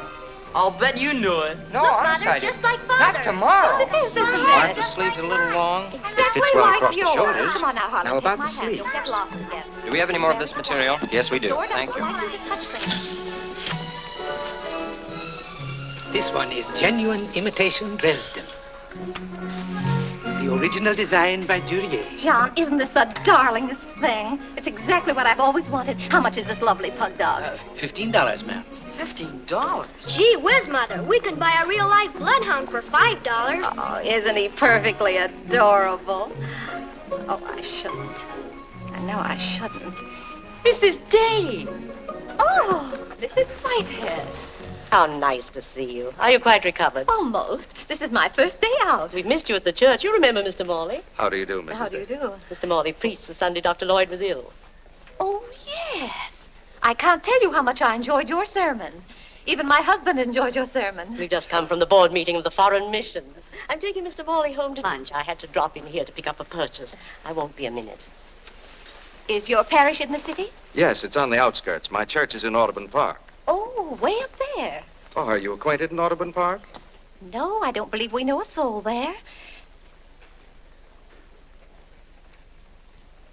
Mr. Morley, would this be possible? My husband, Mr. Day. If we lower the collar, it'll be a very fine fit. You won't find a better suit of clothes in the city for $15. Oh, it's not the price. It's the money. Thank you for holding it for me. You're welcome. Goodbye, Mrs. Day. I hope we meet again soon. Goodbye. It was very pleasant meeting you again. I think it was divine providence. I shall be delighted to be of service. Goodbye, Mr. Morley. Goodbye. May I work it? Oh, no, it's against the rules.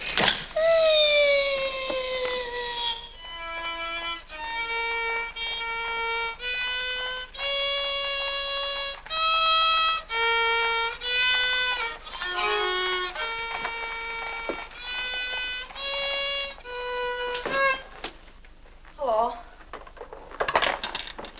What did you bring home more medicine for? Dr. Bartlett paid us off, didn't he? Oh, yes. Oh, Jiminy, you scared me. I've got to take $15 right down to McCreary's. I bought a suit there this morning, and I said I'd have the money this afternoon. Gee, that's too bad. What's too bad? Well, you see, Clarence. What?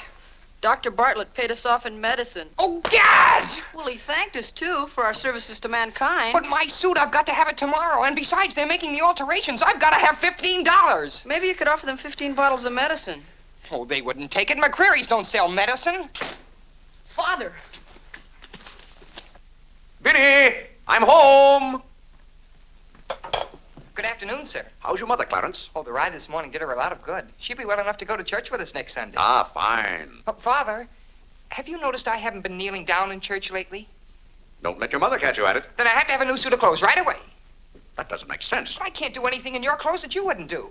Well, if my old clothes make you behave yourself, I don't think you ought to wear anything else. Oh, no, you're you and I'm me. I want to be myself. I mean, suppose I should want to kneel down in front of a girl. Why, in heaven's name, should you want to do a thing like that? Well, I've got to propose to a girl sometime. Clarence. Well, not right away, but for $15 I can get a good suit of clothes. Clarence, you're beginning to talk as crazy as you... Hello, Vinny. You're feeling better today, huh? Much better, thank you, Claire. You don't have to hurry home from the office every day like this. With business the way it is, there's no use going to the office at all.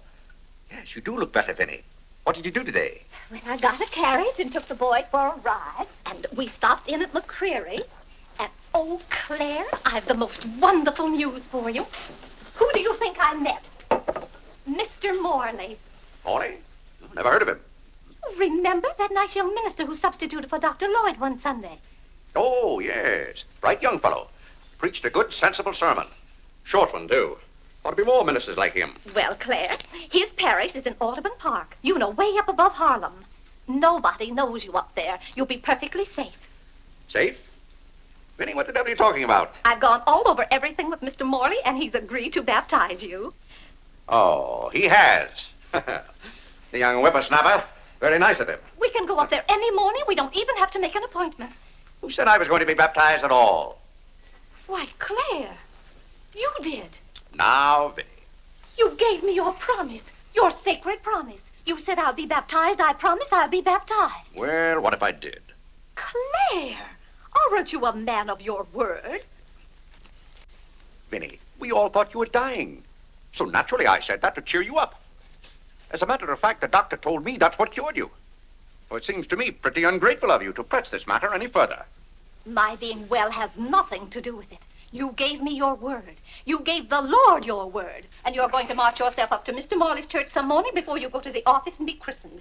If you think for 1 minute... What in the name of heaven is that? If you think I'm going to let you add the sin of breaking your solemn and sacred promise... I demand to know what that repulsive object is. It's perfectly plain what it is. It's a pug dog. What is it doing in this house? I wanted it and I bought it. You spent good money for that? Claire, don't try to change the subject. How much did you pay for that atrocity? I didn't pay anything for it. I charged it. Charged it? I might have known. How much was it? $15. $15? Claire. For that eyesore? Don't you call this lovely work of art an eyesore? It will look beautiful sitting on a red cushion by the fireplace in the living room. If that sits in the living room, I won't. Furthermore, I don't even want it in the same house with me. Get it out of here. Claire, you're not going to get out of this room until you set a date for your baptism. I'll tell you one thing. I'll never be baptized as long as that hideous monstrosity is in this house. All right. All right. Clarence. That pug dog goes back this afternoon, and he's christened first thing in the morning. You heard him, didn't you, Clarence? You heard him say that he'd be baptized as soon as I got this pug dog out of the house. You hurry right back to McCreary's with it, and be sure they credit us with $15. Oh, Mother, while we were at McCreary's, I happened to see a suit I'd like very much, and the suit was only $15. Well, Clarence, I'm afraid your suit will have to wait until after I get your father christened. Well, no, I meant that since the suit cost just the same as the pug dog, if I exchanged the pug dog for the suit... Why, yes. Then the suit wouldn't cost your father anything. Why, how bright of you, Clarence, to think of that. I'd better start right away before McCreary's closes. Yes. Now, let's see. If we're going to take your father all the way to Audubon Park...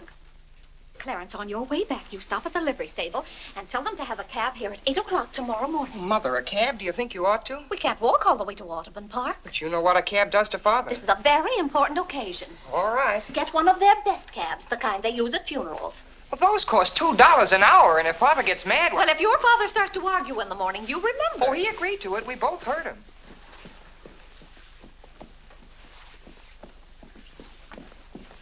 I hope you notice Clarence is returning the pug dog.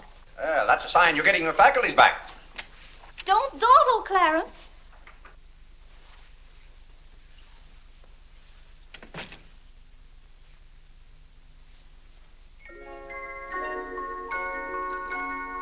Come to me, sweet Marie, not because your face is fair, dear to see. Vinny, it's good to hear you singing again. But your smile so pure and sweet makes my happiness complete. Makes me falter at your feet, sweet Marie. Oh, on the way uptown, I stopped in at Tiffany's and bought you a little something. Thought you might like it. Claire! What a beautiful ring! I'm glad if it pleases you. Oh, Claire, how sweet of you. I don't know how to thank you. Well, it's thanks enough for me just to have you up and around again. You know, when you're ill, Vinny, this house is like a tomb. There's no excitement. That's the loveliest ring you ever bought me. Now that I have this, you needn't buy me any more rings. Well, if you don't want any more. What I'd really like now is a nice diamond necklace. Vinny, do you know how much a diamond necklace costs? Yes, I know, Claire, but don't you see, you're giving me this shows I mean a little something to you. Now, a diamond necklace. Good heaven. If you don't know by this time how I feel about you. Well, we've been married for 20 years, and I've loved you every minute of it. What did you say, Claire? I said we've been married for 20 years, and I've loved you every minute of it. But if I have to buy out jewelry stores to prove it, if I haven't shown it to you in my words and actions, I might as well... Well, what have I done now? It's all right, Claire. I'm just so happy. Happy? You said you loved me. And that beautiful ring, that's something else I didn't expect. Oh, Claire, I love surprises. Well, that's another thing I've never understood about you, Vinny. Now, I like to know what to expect. Then I'm prepared to meet it. Yes, I know, Claire, but life would be pretty dull if we always knew what was coming. Well, it's certainly not dull around here. In this house, you never know what's going to hit you tomorrow.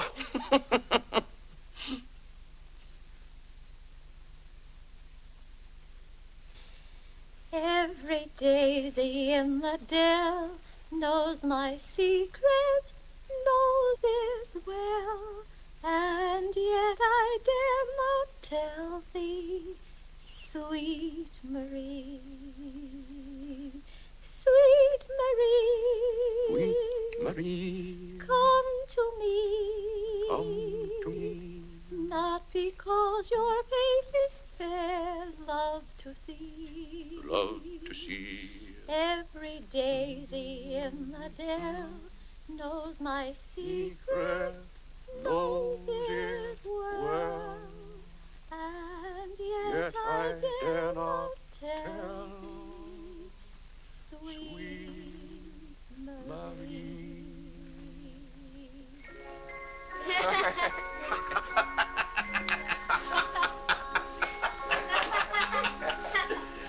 Well, then, Harlan, the very... Who are you? What's your name? Margaret, sir. Can't be Margaret. We've got one Margaret in the house. At home, they call me Maggie, sir. All right, Maggie. If her name's Margaret, that's a good sign. Maybe she'll stay a while. Do you know, boys, your mother used to be just the same about cooks as she is about maids. Never could keep them, for some reason. Well, one day about 14 years ago... Yes, it was right after you were born, John. My, you were a homely baby. Thank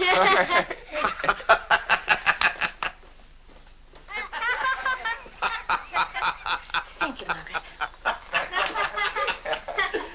Good morning, boys. Good morning, Good morning, Mother. Good morning, Claire. Morning, Vinny. Why, you look as though you were dressed for a wedding. Do I, dear? Yes. Have a good night? Yes, thank you, Claire. Sit down, Vinny. Sit down, boys. Oh, thank you, Clarence. Well, seems to me everyone's all dressed up this morning. What's on the program for this fine day? Well, this afternoon, May Lewis's mother is giving a party for everyone in May's dancing class. Harlan's going to that. I don't want to go, Mama. Harlan, don't you want to go to a party and get ice cream and cake? May Lewis always tries to kiss me. When you get a little older, you won't object to girls wanting to kiss you. Will he, Clarence? This is for you, Mr. Day. Where shall I put it? Oh, that's for me, I think. Take it upstairs, Maggie. Wait a minute, Maggie. Bring it here. Let's see it. See, it's for me, Father, Clarence Day, Jr. Let me look. Well, that's from McCreary's. And it's marked charge. What is it? Claire, it's all right. It's nothing for you to worry about. Well, at least I think I should know what's being charged to me. What is it? Claire, stop your fussing. It's a new suit of clothes for Clarence, and it isn't costing you a penny. It's marked charge $15. It's costing me $15. And I told Clarence... Claire, can't you take my word? It isn't costing you a penny. I'd like to have you explain why it isn't. Because Clarence took the pug dog back and got the suit instead. Of course. And they'll charge me $15 for the suit. Nonsense, Claire. We gave them the pug dog for the suit, don't you see? Then they'll charge me $15 for the pug dog. But, Claire, they can't. We haven't got the pug dog. We sent that back. Well... But... Well, now, wait a minute, Vinny. The suit... Well, there's something wrong with your reasoning. Well, Claire, I'm surprised at you when you're supposed to be so good at figures. Well, it's perfectly clear to me. Vinny, they're going to charge me for one thing or the other.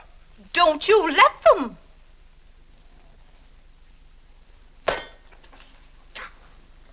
Well, McCreary's aren't giving away suits and they aren't giving away pug dogs. Why, it should be clear to a child that if Clarence sent the pug dog back, they'd... What? I will not have that botanical freak in this room. John, have you been going around this town selling medicine? Yes, Mother. Dog medicine? No, Mother, not dog medicine. This letter from Mrs. Sprague says you sold her a bottle of this medicine and that her little boy gave some of it to their dog and it killed him. Now she wants $10 from us for a new dog. Here, let me see that letter. Well, he shouldn't have given it to a dog. It's for humans. Why, it's Bartlett's beneficent balm made from a secret formula. Have you been going around among our friends and neighbors selling some patent nostrum?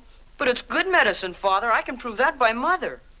Vinny, what do you know about this? Well, nothing, Claire. But I'm sure John didn't... No, I mean that day Mother was... That's enough.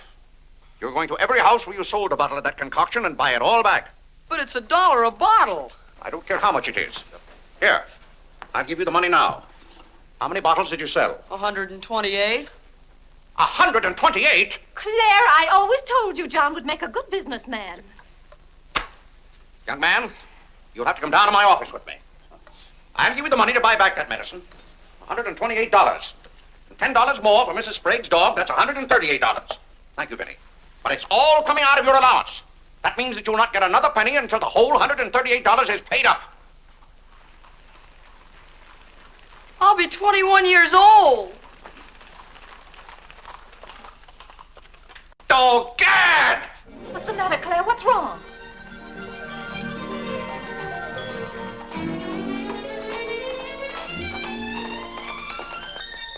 Those gypsies are back.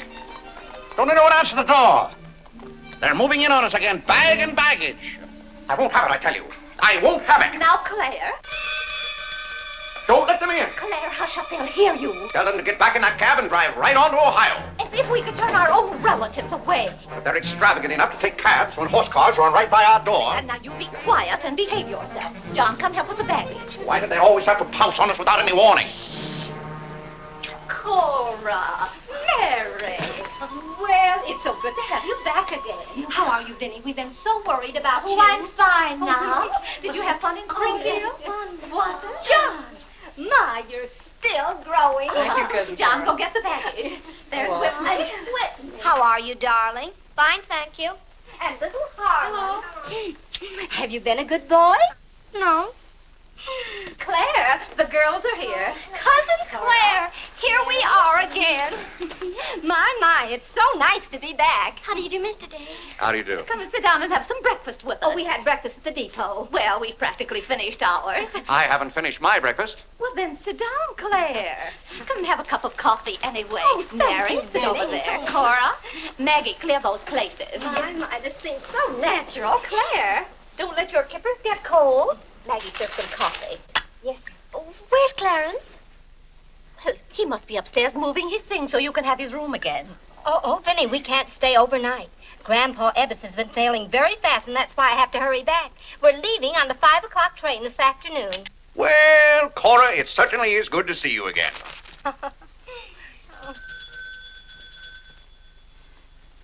Well, who can that be? Well, this time it can't be another special delivery letter for Clarence. While you were in Springfield, our postman was kept pretty busy. It's the cab, ma'am. Cab? What cab? The cab that's to take us to Audubon Park. Oh? Who's going to Audubon Park? We all are.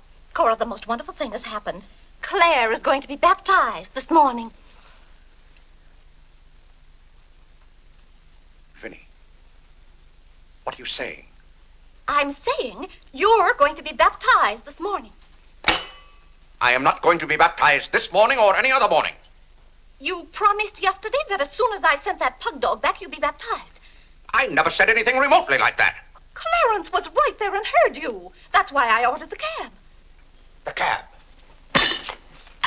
Vinny, you send that right back. I'll do nothing of the kind. I'm going to see that you go to heaven.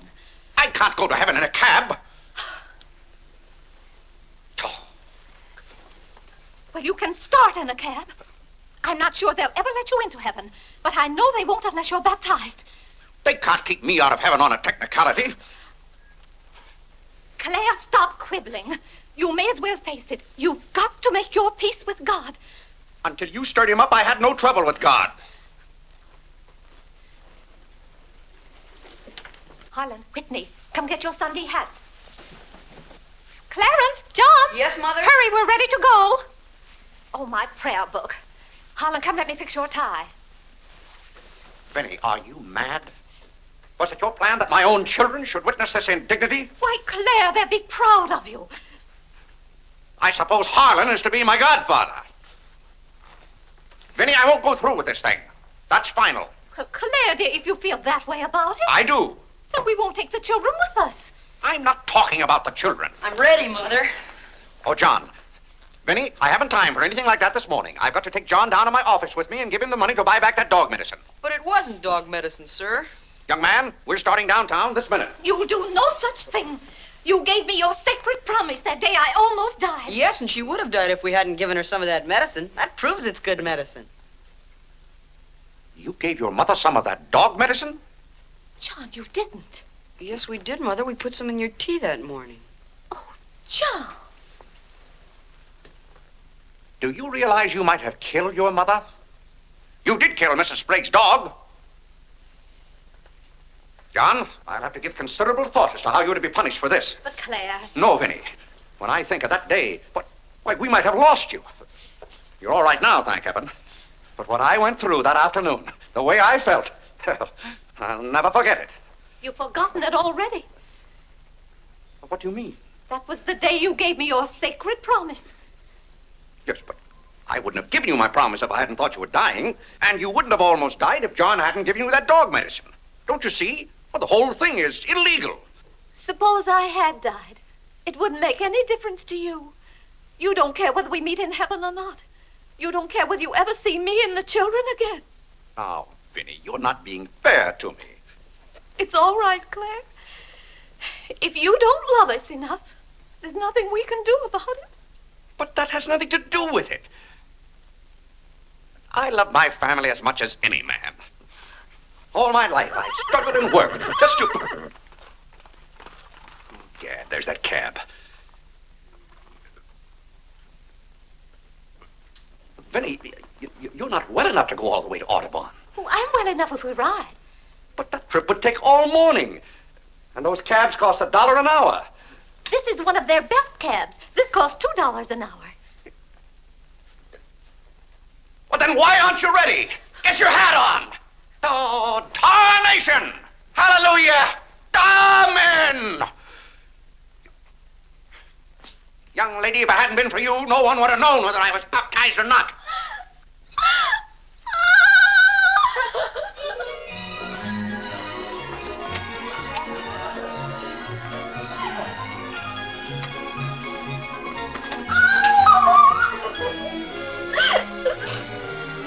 Oh, Gad! Good morning, Mr. Day. You're going to the office? No. I'm going to be baptized.